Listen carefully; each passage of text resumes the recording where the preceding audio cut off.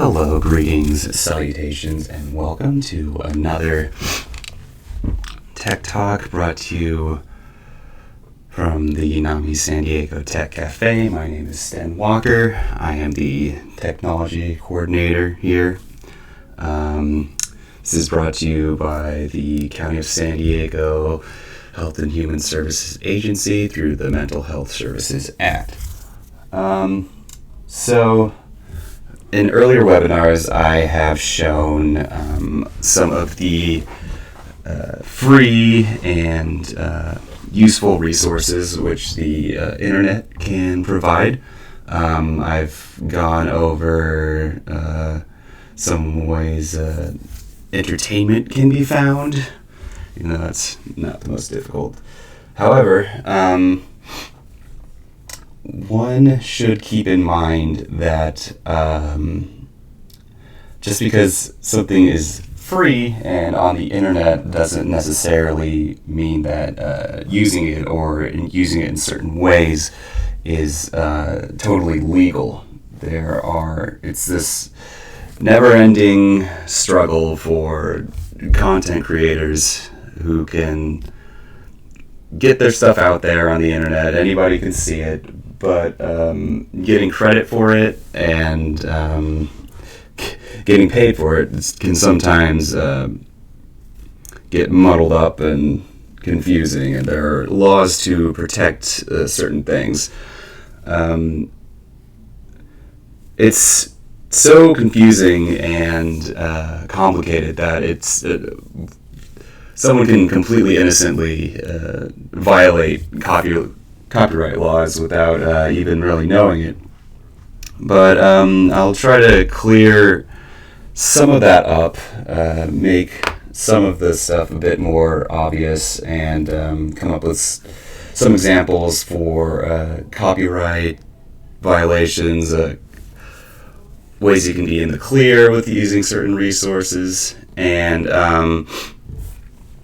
if I get around to it, showing off a bit about keeping content, not just avoiding plagiarism, but avoiding being called a thief because you got something off the internet that you weren't supposed to. The copyright holders, especially with the music industry, are really serious. If they find, I think it's like $1 million per song or something just completely absurd, like hundreds of thousands of dollars, if one gets caught. Anyways, before getting to that, we'll start off with just avoiding some plagiarism stuff. So, as you can see here, I have this little cartoon of the spiders. It says, but surely, if something's on the web, you can copy it, right? Not necessarily. It's not very funny, in my opinion, but it's relevant to what I'm talking about. This is made by someone named Sheila. So, let's say you're making some project, a PowerPoint presentation, an article, or I don't know, a webinar or something, and you find a political cartoon that would be a terrific addition and for whatever you're making, so you copy it and put it into your presentation. Is this a violation of copyright law? I'll give you a sec to guess. Well, this one's pretty obvious because I'm making a webinar and this one's up right here. No, it is not in violation because the use of the cartoon is for educational purposes and falls under the academic fair use provision. But the source should be credited. So thank you, Sheila, for making this cartoon. There are some fair use laws which allow for using content in a way other than the originally intended purpose. If it's for education, you're usually in the clear if you credit them.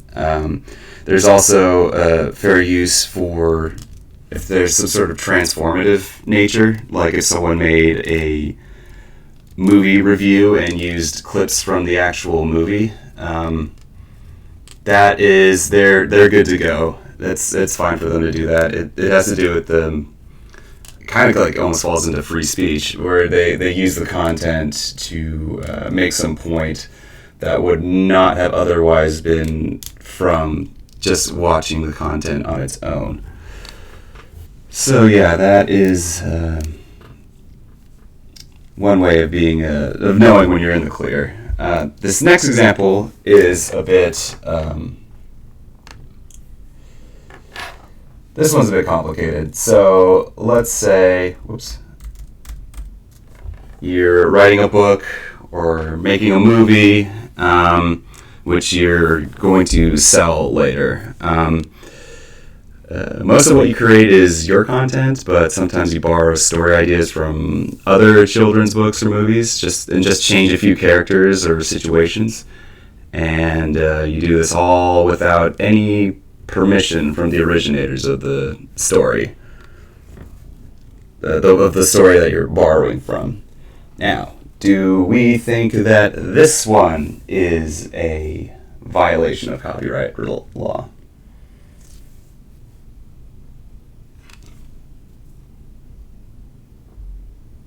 The answer is yes, that is a violation, because you're presenting others' ideas as your own and receiving personal economic benefit from it.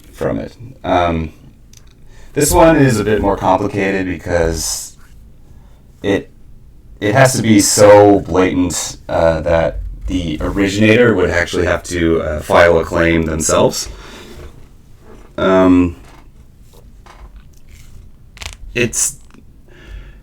You can borrow themes, or you can't really steal a theme or an idea. You can be inspired by those, but just, making Happy Feet and Tappy Toes, like that, I think that might be close enough. I don't know if the Happy Feet people would care enough to make a claim against Tappy Toes, but yeah, there are archetypes which have been in stories like forever, like the wise sage and damsel in distress, trickster, and stuff like that. Those are just kind of perennial, and no one's really gonna go, hey, that's my idea. You're ripping off Shakespeare or something like that. It has to be pretty blatant and copy pasted in a really sort of disrespectful way like this to really get a claim filed against you. Yeah, I'm no lawyer. I don't know the nuance of that, but that one's a bit complicated. So just to be safe, try to be a bit original if you're making your own content. So here's another one. Okay, so let's say you're pressed for time and you need to do research for a paper that's due very, very soon, like tomorrow. You go to some sort of obscure, out-of-the-way resource and copy it to the paper and without documenting the source. Is this a violation of copyright?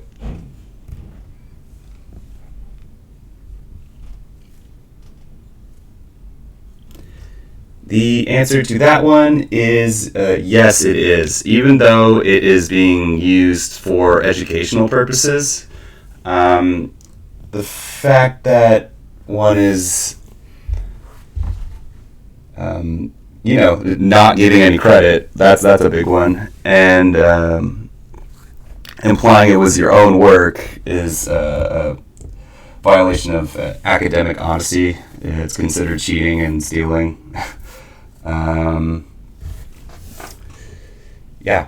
that one's a doozy. So just make sure if you're doing any sort of academic work to cite your sources, and if you're going to copy and paste something, make sure you put quotation marks around it at the very least, or italics, and make it obvious that these are not your words.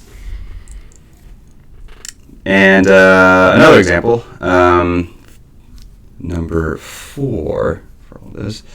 Let's say you have downloaded a song from the internet and you're going to use it for your PowerPoint presentation for some project, and you just assume everyone knows the song and you don't credit it in your sources.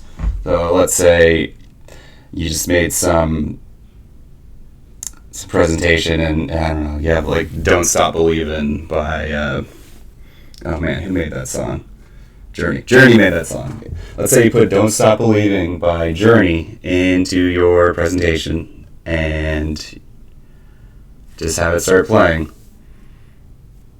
Is this a violation of copyright?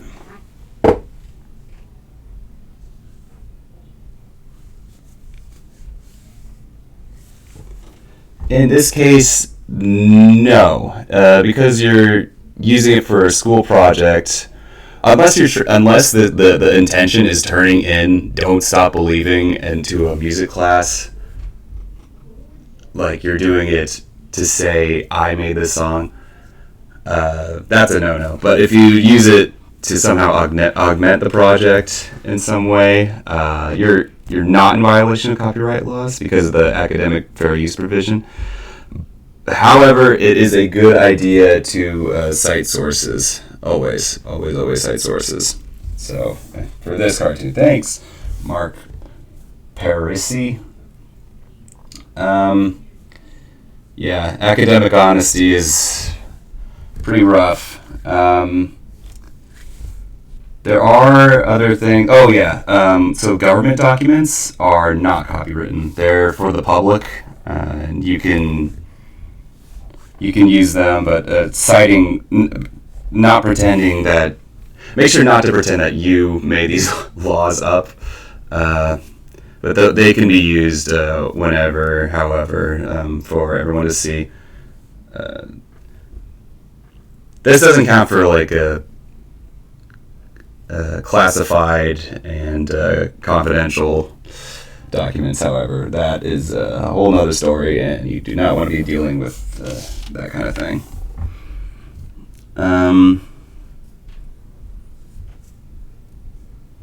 Yeah, so don't worry if you are unsure or overwhelmed with trying to figure out if you've written something that is in copyright violation. There are a couple different resources which may help for scanning through huge databases to help figure out if you're in some sort of violation, or if there's any resource that matches too closely to what you're saying. One of those being Grammarly, which can be, it's sort of like a drive or a cloud storage thing, as well as an extension for browsers. So yeah, make sure everything's. So yeah, it helps eliminate errors. That's one thing. Enhance clarity and meaning. Yeah, that's cool. Right anywhere.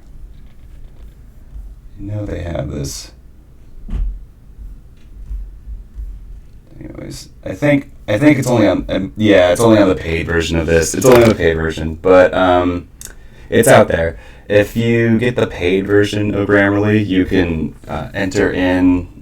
You can insert your work and run a scan of it, and it will look through many databases throughout the internet and many books that have been scanned into it, and it'll let you know if something seems kind of fishy, and it'll point you to the source, which seems like it would be the one.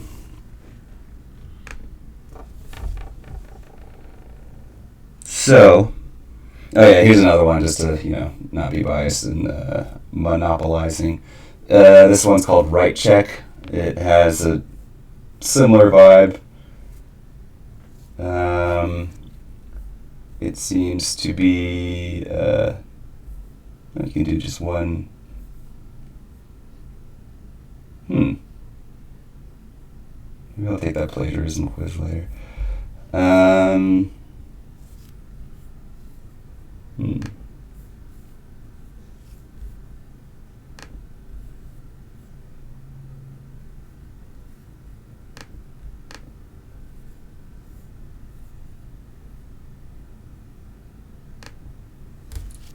Oh my gosh. So what is plagiarism? Check all that apply. Stealing, theft, some people would say so.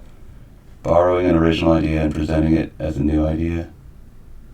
Borrowing an original, I guess. An act of fraud. Yeah, sure. Yes. I don't know if citing sources incorrectly counts. Unethical, well, it's debatable. I think it wants me to check all these. Yay! Plagiarism is essentially taking existing work and passing it. Blah, blah, blah, blah. Is it acceptable to copy and paste a sentence written by someone else into your paper and simply add quotation marks around it? No, that's incomplete. You can't just... Because if you just put quotation marks around something, you have to cite it. I mean, just admitting that you didn't say it, I don't think that's good enough. Yay! No, there's a common misconception among students that adding quotation marks around a paragraph is enough to show proper attribution. Truth. Paraphrasing properly is to change a few words and make it your own and cite it.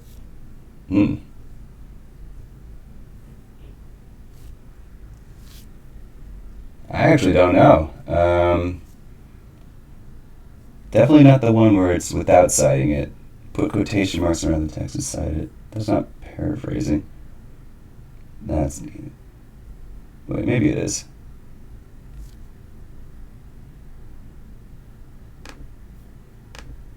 Oh, cool. Alright. So, paraphrasing. Summarize the text in your own words and cite it. Proper paraphrasing requires writing an original summary and following it up with proper citation, quotes, and references according to an acceptable citation format. Options A and B show how paraphrasing is often misinterpreted. Changing every few words is also detected by plagiarism software. Yeah, changing. That's options. Blah, blah, blah, blah. Cool.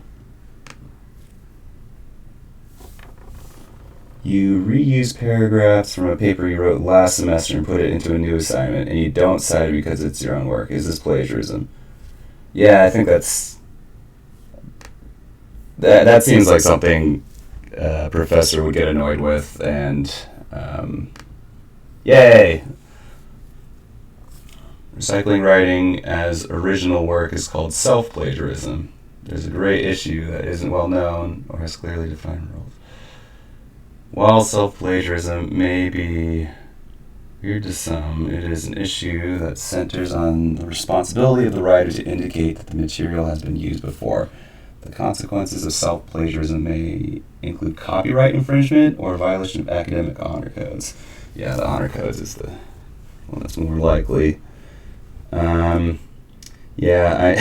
had a friend who did a book report on holes every single year of middle school. Okay. For an individual class assignment, Chi and Juan decide to collaborate. Chi compiles the research notes. Juan identifies the main findings. Both write their own original research paper. Right. Okay. So it's individual. It's probably unethical collaboration.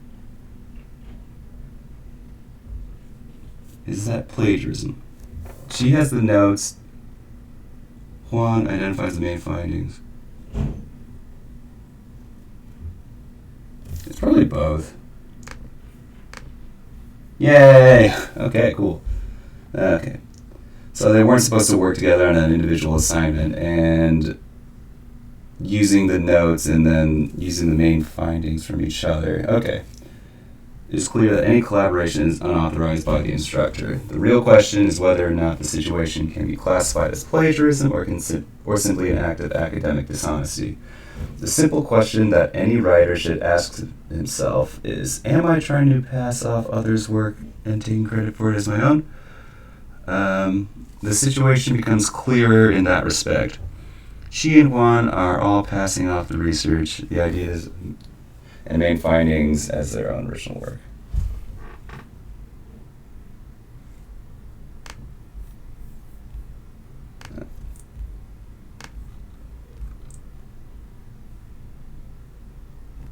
Sorry. A source doesn't need to be cited if it's collaboratively written on the web, like Wikipedia. Oh, well, okay. I think not. Yay!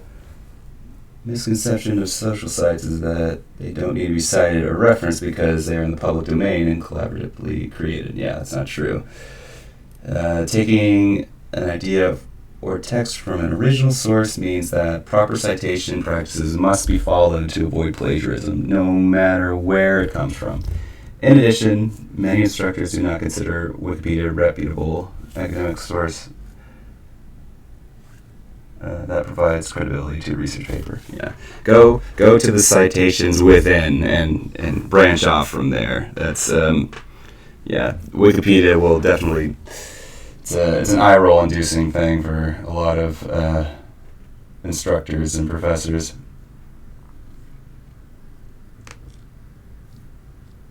Is it necessary to write information that is common knowledge or widely accessible, like historical information or popular scientific information? E.g., 70% of the Earth is covered in water. Well, if you're doing probably, let's see. Oh! That is interesting. Good to know. No, according to Purdue Owl Writing Lab, information can be classified as common knowledge if the same information is, quote, undocumented in at least 5 credible sources. That's an interesting parameter. Okay, good. Okay, good. I was nervous that I've been doing things wrong for a little bit. Nice. Good to know. You see something on Twitter and Facebook that you really like, so you copy and paste the post onto your own pages, give credit to the person who took it from. Well, give credit, obviously. Yay. Give credit. Taking someone's ideas or words from Twitter or Facebook and posting it as your own is considered plagiarism. Say you found 2 papers about the same research. Paper A is the original finding. Paper B is an analysis that references paper A. Use a section of the analysis from paper B. Which paper do you cite? I think it's paper B. Yeah, cool. So yeah, you don't need to double cite. That would go on forever and ever. The point of a reference is for other readers to be able to quickly look up and check the sources that they've used. Having an accurate citation is essentially failing to properly document all your sources and correctly give credit where credit is due. In this case, there is plagiarism because the writer fails to attribute the work of the authors to the secondary source. Okay. Cool. Okay. What are some consequences of plagiarism? Check all that apply. Tarnished reputation? Yeah, among some people. I'm not done yet. Suspension or expulsion? That's definitely a thing. Loss of job? Sure.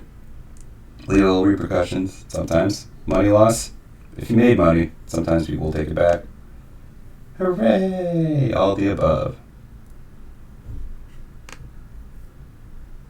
Oh, I'm I'm a master. Yay. And that means y'all are masters too. For saying all that. Nice. Cool. That was interesting. I'm glad to learn about that common knowledge thing. I want to look more into that sometime later. The Purdue information. Cool. Okay, so there's a bit of time left. We could talk about really quick streaming. So YouTube, everything on there is most everything on there is free. And watching anything on YouTube is totally legal. It's absolutely, you're good to go. Even if there is some sort of copyright material that is on YouTube, you will not get in trouble for watching it. That is on the uploader. The uploader is the one who is liable. So there are like some really old movies that'll be in their entirety on YouTube, and just the copyright holder either doesn't know or doesn't care. Either way, it's fine to just watch it if you feel like it.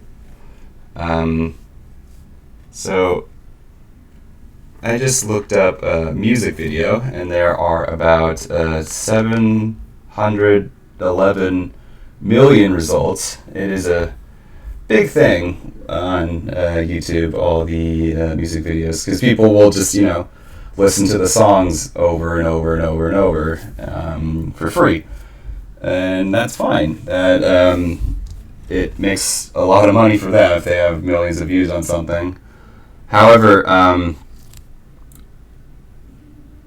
downloading it to your computer, like getting an add-on or torrenting them or something like that for free, so you have it downloaded and you can listen to it without connection to the internet, that is illegal. If it's streaming, then you're fine, because you're not taking it, if that makes any sense. If you download something for free and then put it in your MP3 collection, then that is a violation. Like if I don't know, this song, if I can open it up and listen to it on repeat as much as I want, but if I took it and then put it on my iPod, or took it and put it in